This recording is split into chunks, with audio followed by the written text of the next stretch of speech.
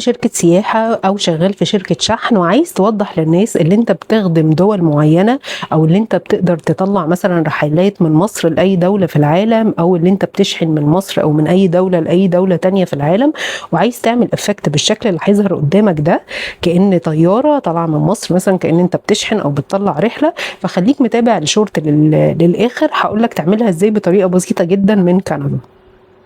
على برنامج كانفا سواء من البراوزر او من الابليكيشن لو انت على الموبايل، وبتختار فيديو، وبتختار بلانك ديزاين او اللي هو ديزاين فاضي يعني، وبتختار مثلا يوتيوب فيديو.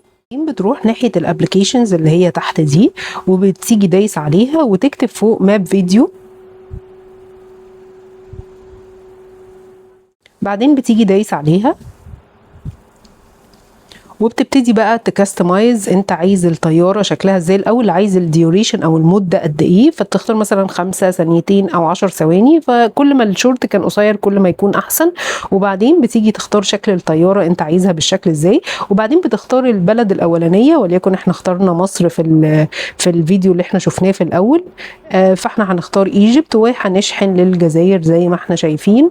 وبعدين لو انت عايز تحط علم الدوله بتسلكت على دي، ولو عايز تحط اللي هو بتعمل اد فلاج فيل، او عايز تحط كمان التكست او اسم الدوله، بتيجي دايس على اد تكست وبعدين بتعمل كرييت فيديو.